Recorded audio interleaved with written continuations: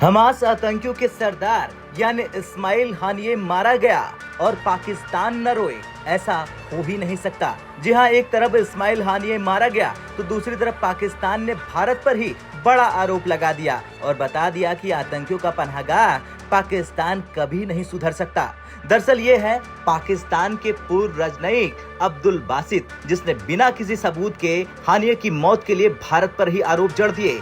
बासित ने बेवजह भारत का नाम लेते हुए सोशल मीडिया प्लेटफॉर्म एक्स पर लिखा कि इजराइल को फायदा पहुंचाने के लिए तेहरान में इस्माइल हानिया की हत्या में भारत की मिलीभगत से इनकार नहीं किया जा सकता। रॉ के कई अंडरकवर एजेंट ईरान में मौजूद हैं। हम सभी को कमांडर कुलभूषण जाधव याद हैं।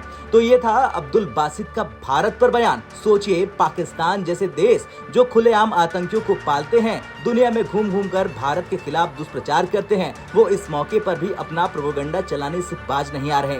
सबसे बड़ी बात तो यह है कि जब जम्मू कश्मीर में कोई पाकिस्तानी आतंकी मारा जाता है या जिंदा पकड़ा जाता है तो अब्दुल बासित कभी कोई बयान नहीं देता, लेकिन जब हमास चीफ मारा गया तो उसका आतंकी प्रेम जाग पड़ा और वो भारत के खिलाफ ऊल जुलूल बयानबाजी करने लगा। वैसे ये तो था पाकिस्तान का प्रोपेगेंडा, लेकिन अब बात करते हैं हमास चीफ की मौत का। दरअसल इस्माइल हानिया मंगलवार को ईरान के नए राष्ट्रपति मसूद के शपथ ग्रहण समारोह में शामिल होने गया था। इस दौरान उसने ईरान के सर्वोच्च नेता अयतुल्ला खामेनेई से भी मुलाकात की। इस पूरे कार्यक्रम के दौरान इस्माइल हानिया की हर एक मूवमेंट पर इजराइल की नजर थी। इजराइल को पता था कि इस्माइल हानिया ईरान में किस इमारत में ठहरा है। इस्माइल हानिया के ठिकाने का सटीक पता चलने के बाद इजराइल ने उसे खत्म करने की रणनीति बनाई। इजराइल ने एक जोरदार धमाके से उस घर को ही उड़ा दिया जिसमें इस्माइल हानिया ठहरा हुआ था। पिछले 9 महीने से चल रही जंग में ये इजराइल की सबसे बड़ी कामयाबी है।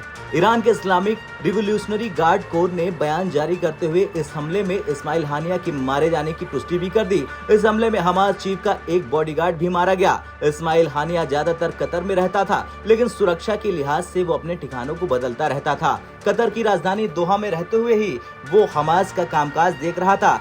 एक दिन पहले ही मंगलवार को इजराइल की सेना ने लेबनान की राजधानी बेरूत में एक हवाई हमले में हिजबुल्लाह कमांडर को ढेर कर दिया। इजराइल के मुताबिक हिजबुल्लाह कमांडर शनिवार को इजराइल के मजदर सम शहर में हुए हमले का जिम्मेदार था। इस हमले में 12 इजरायली बच्चे मारे गए थे। खैर, कुछ भी हो, देखना तो ये होगा कि भारत कैसे अब्दुल बासित और पाकिस्तान के प्रोपेगेंडे वाले बयान पर पलटवार करता है। आपका क्या कुछ कहना है पाकिस्तान के पूर्व राजनयिक के इस बयान को लेकर? कमेंट कर जरूर बताएं।